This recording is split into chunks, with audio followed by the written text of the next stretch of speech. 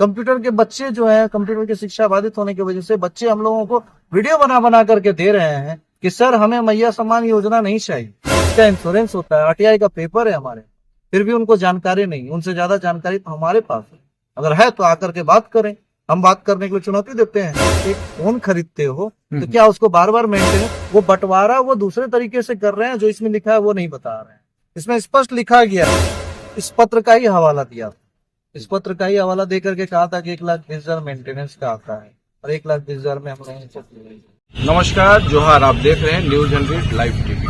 आज अभी हम लोग झारखंड की राजधानी के राजभवन के समीप में, और हमारे पीछे आप देख पा रहे होंगे आईसीटी इंस्ट्रक्टर जो हैं, जो कंप्यूटर शिक्षक के नाम से जाने जाते हैं, वो अपनी मांग को लेकर लगातार कई दिनों से धरना प्रदर्शन कर रहे हैं। इस बीच में इन्होंने शिक्षा मंत्री जो है उनसे भी मुलाकात किया है, विभागीय कई जगह जो अधिकारी है उनसे भी मुलाकात हुई है, कई विधायकों से भी मुलाकात हुई है, आश्वासन हर तरफ से मिला है। लेकिन कहीं ना कहीं एक कम्युनिकेशन गैप की बात सामने आ रही है, क्योंकि जो डायरेक्टर है आदित्य रंजन जी, उनसे हमारी मुलाकात हुई थी। हमारे चैनल के माध्यम से आपने देखा था कि आदित्य रंजन जी ने कहा था कि जो 2,40,000 रुपया के ऊपर में एक विवाद था कि 2,40,000 रुपया में 1,20,000 रुपया शिक्षकों का फंड और 1,20,000 रुपया जो मेंटेनेंस का फंड, उसको लेकर के चर्चाएं चल रही थी।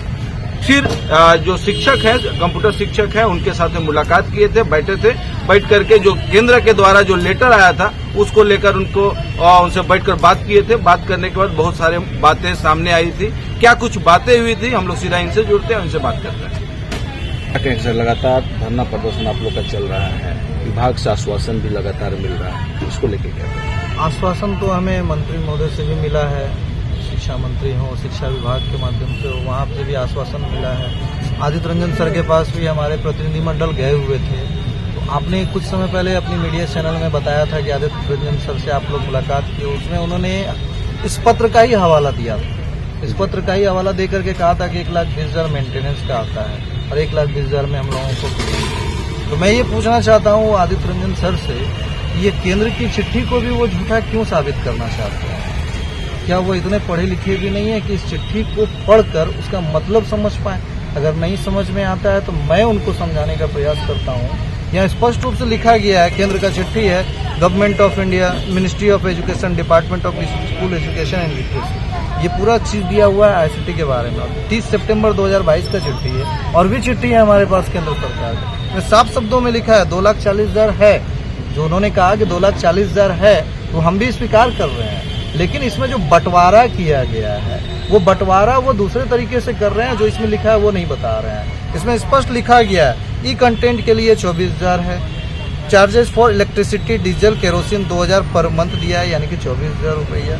इंटरनेट कनेक्टिविटी के लिए 12,000 रुपया, 1,000 महीना। आज इंटरनेट कनेक्टिविटी की क्या चार्जेस है सबको पता है, वो फिर भी कंपनियों को 1,000 दे रही है। दूसरा लास्ट पॉइंट लिखा है financial assistant for ICT instructor at the rate 15,000 per month, 1,80,000 हमारा लिखा। टोटल कैलकुलेशन किया जाएगा तो 2,40,000 होता है। तो जब यह कैलकुलेशन उनको समझ में नहीं आ रहा है तो वो आईएएस है किस चीज के लिए? एक सिंपल सा कैलकुलेशन जो सेंट्रल बना करके दी है, उनको वो समझ में नहीं आ पा रहा है, उनके जहन में ये चीज नहीं आ रहा है। और वो जितने मंत्री होते हैं या विधायक, हम लोग जिनके पास भी गए हैं, उनसे हम लोगों ने फोन भी करवाया, तो फोन करके यही बात बोल रहे हैं कि 2,40,000 आता है, 1,20,000 मेंटेनेंस में। क्या आप, मैं पूछना चाहता हूँ, आप एक फोन खरीदते हो तो क्या उसको बार बार मेंटेनेंस के लिए चार्ज देना पड़ता है? आपका 1 साल तो फ्री होता है ना, तो फिर उसका मेंटेनेंस बार बार क्यों लिया जाता है? एक बार आप कंप्यूटर लगा देते हो, क्या 5 साल आप कंप्यूटर लगाते हो? एक बार लगाए आप उसका मेंटेनेंस करवा रहे, उसका इंश्योरेंस होता है, आरटीआई का पेपर है हमारे पास, फिर भी उनको जानकारी नहीं है। उनसे ज्यादा जानकारी तो हमारे पास है। अगर है तो आकर के बात करें, हम बात करने के लिए चुनौती देते हैं कि क्या है नहीं है, हम उनको बताएंगे अगर उनको जानकारी नहीं है। हमारे संघ के प्रतिनिधिमंडल मिलने के लिए गए, जब उन्होंने ये चिट्ठी दिखाई और उनसे पूछा कि सर ये चीज हमको समझ में नहीं आ रहा है, एक बार आप पढ़ करके बता दीजिए, उनके द्वारा कहा गया कि ये मैं इसको पढ़ करके बताता हूँ, और आज तक वो बता ही रहे हैं। तो मेरा ये समझ में नहीं आता है कि आज कंप्यूटर शिक्षा बाधित है, कौन जिम्मेदारी ले रहा है उसका? कंप्यूटर के बच्चे जो हैं, कंप्यूटर की शिक्षा बाधित होने की वजह से बच्चे हम लोगों को वीडियो बना बना करके दे रहे हैं कि सर हमें मैया सम्मान योजना नहीं चाहिए, हमें सरकार जो है आईसीटी इंस्ट्रक्टर जो बहाल की हुई थी उनको पुनः वापस किया जाए, ताकि मोदी जी का जो सपना है, जो केंद्र का सपना है, पूरे देश में आज डिजिटली कोई भी चीज चल रहा है, उसके सपने को पूरा किया जा सके। कि सरकार क्यों नहीं सुन रही है, आखिर क्या कारण है कि बच्चों की बातें भी नहीं सुन रही है। तो मैं आपके माध्यम से सरकार को ये रिक्वेस्ट करता हूं कि कम से कम उन बच्चों का भविष्य अंधकार में ना डालें। बच्चों ने जो रिक्वेस्ट किया है कि हमारी मांग को पूर्ण करके उनको हम लोगों को विद्यालय में दिया जाए, तो हम रिक्वेस्ट करते हैं कि दोबारा सुनाई करके हम लोगों को जितना जल्दी हो स्कूलों में भेजा जाए ताकि कंप्यूटर की पढ़ाई बाधित ना हो। मंत्री जी से जो चर्चा हुई थी उसमें क्या बात हुई थी, क्या आश्वासन मिला था? मंत्री जी से जो चर्चा हुई थी उन्होंने कहा कि हम इस पेपर को देख करके इन पर हम लोग कार्रवाई कराते हैं, और उन्होंने कहा कि इसमें बिचौलिए जो हैं वो गमन कर रहे हैं, सरकार हमें पैसा दे रही है, हम उसका जो सही उपयोग होगा वो हम करेंगे, आप लोगों को इस पर पहल करते हैं। तो अभी उनके तरफ से भी कुछ वैसा बाद में रिस्पॉन्स अभी नहीं आया है, हम लोग फिर मिलने के लिए जाएंगे, देखते हैं इस पर क्या कार्रवाई हुई है। जो डायरेक्टर साहब से आप लोगों की मुलाकात हुई थी, डायरेक्टर साहब ने कहा हम देख के बताते हैं, कितने दिन का समय मांगा गया था? वो 5 दिन का समय मांगे थे और 5 दिन बीत गया, ना उधर से कॉल आता है, हम लोग तो फोन करते हैं तो वहां से रिसीव ही नहीं किया जाता है। और नई बहाली शुरू हो चुकी है, पुराने का चिंता नहीं है उनको। नई परियोजना में नई बहाली, कोई कंपनी 300, कोई कंपनी 400 लोग का प्रोजेक्ट लेकर के आ गई है। और पैसे का खेल तो बड़ा अजूबा है, किसी से 40,000, किसी से 50,000, किसी से हमारे देखे होंगे सुमंत कुमार लिखा हुआ है, उनसे 20,000 का डिमांड किया गया, 20,000 नहीं देने के एवज में टर्मिनेट कर दिया गया। मुझे टर्मिनेट कर दिया गया क्योंकि 22 तारीख से मैंने ही आह्वान किया था कि हम लोग अनिश्चितकालीन हड़ताल पर रहेंगे, तो उनको लगा कि टर्मिनेट कर दो, नेता को हटा दो, सब शांत हो जाएगा। आज पूरी झारखंड में कंप्यूटर की शिक्षा वाले क्यों उनको उनकी छूट दी गई है कि कोई आवाज उठाए, अपनी मांग रखे, तो उनको निकाल दिया जाता है। अभी मैं बताना चाहता हूं कि कुछ समय पहले हम लोगों ने एडिक कंपनी का घेराव किया था जो कड़रू में है। एडिक कंपनी क्या गमन कर रही थी? ESIC के नाम पर लाखों करोड़ों का गमन कर रही थी, हजारों रुपया नहीं, लाखों करोड़ों का गमन।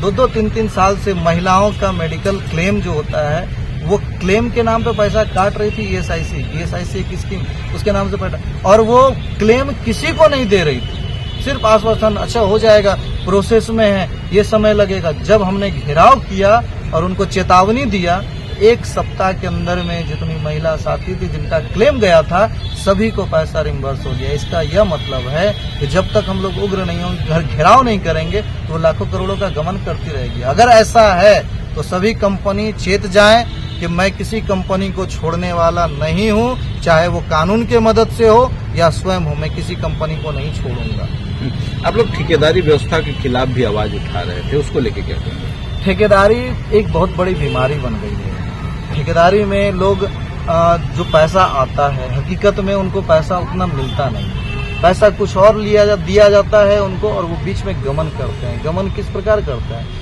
बोनस के नाम पर। बोनस का एक नियम होता है कि आपको सालाना बोनस देना होता है, ना कि कटौती करना है। ग्रेचुइटी का नियम होता है कि 5 साल संपूर्ण कर गए हैं तो ग्रेचुइटी में आपको कुछ अमाउंट जो है आपका जो बनता है वो दिया जाता है। लेकिन यहाँ कंपनियां क्या कर रही हैं? 4 कंपनियां हैं, 2 कंपनी 12 महीने का रिन्यूअल करती है और 2 कंपनी 11 महीने का रिन्यूअल करती है। मुझे ये समझ में नहीं आता है कि एक प्रकार का प्रोजेक्ट, एक प्रकार का हमारा नाम ICT इंस्ट्रक्टर, तो कंपनियों का वेतन अलग, कंपनियों का नियम अलग क्यों है? ये JEPC को नहीं दिख रहा है। ये किस आचार पॉलिसी की बात करते हैं? आप उनको टेंडर दे रहे हैं तो आप अपना एक नियम बनाइए ना कि हम आपको इतना देंगे, आपको इनको इतना देना होगा। आप इस चीज के अलावा कटौती नहीं करते, तो वो गमन कर रही है। हम लोग इसीलिए इसके खिलाफ हैं। कई राज्य हैं, जैसे बंगाल में ममता बनर्जी सरकार ने उनको अपने अंदर समायोजन कर लिया है।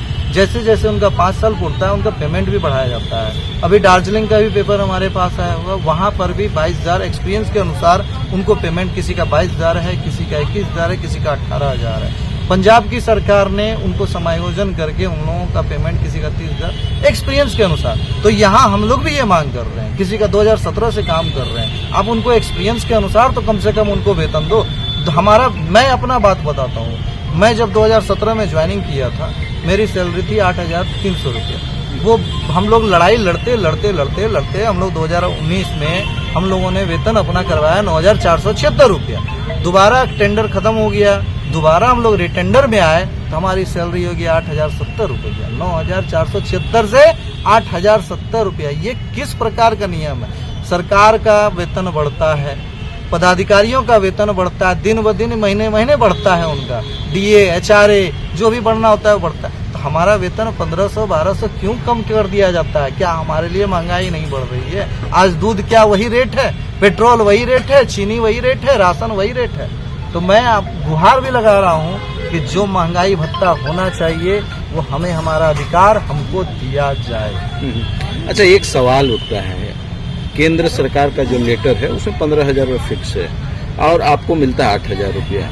कहाँ गड़बड़ हो रही है, क्या लग रहा है?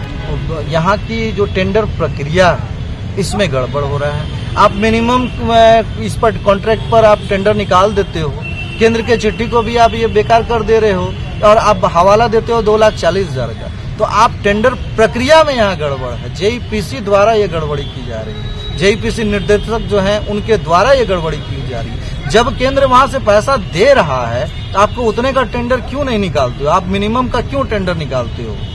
वो सारा आरटीआई का फाइल हमारे पास है, हमारा कोर्ट में भी मामला चल रहा है। क्या मतलब कोर्ट का जो प्रक्रिया है उसमें क्या है? कोर्ट में भी हम लोगों का समायोजन को लेकर के कई सारी मुद्दों को लेकर के हम लोग रखे हुए हैं उसमें। तो अभी उसमें मामला चल रहा है, लगभग 9 महीने हो चुके हैं। तो उसमें 3 सप्ताह का समय जेईपीसी को दिया भी गया था, वो 3 सप्ताह बीत गया है। फिर एक लास्ट अटेम्प्ट दिया गया उनको, लास्ट चांस, कि अगर वहां से सुनवाई नहीं होती है तो फिर हमारे सपोर्ट में एक जजमेंट आएगा। अभी हमारे एक साथी का भी जजमेंट आया हुआ है जिनको 2 साल पहले टर्मिनेट कर दिया गया। हम लोगों ने हाईकोर्ट करवाया उनसे और उनका भी जजमेंट आया कि इनका डॉक्यूमेंट वेरिफिकेशन करके दोबारा इनको रखा गया। ये जेईपीसी को आदेश आया, लेकिन जेईपीसी अभी तक इस पर संज्ञान नहीं ली। देखिए, कहीं ना कहीं ये बात भी सामने आता है कि जो व्यक्ति 3 साल से ज्यादा नौकरी कर लिया उसको उस जगह से नहीं हटाया जा सकता है, लेकिन आप लोग बोल रहे हैं कि आप लोगों को बैठा दिया जा रहा है। तो क्या लग रहा है कि सरकार आप लोगों की या कंपनियां आप लोगों की आवाज को दबाने का प्रयास कर रही है? क्या लग रहा है? जी बिल्कुल, यहाँ पर कंपनी जो है दबाने का ही प्रयास तो कर रही है। आवाज उठाओ, निकाल दिए जाओ, आवाज उठाओ, निकाल दिए जाओ, ये तो मनमानी कर रही है। और यहाँ की सरकार और यहाँ की जो विभाग है वो आंख, कान और मुंह सब बंद करके बैठे हुए। क्या कारण है? क्या उनको कमीशन के रूप में पैसे मिल रहे हैं?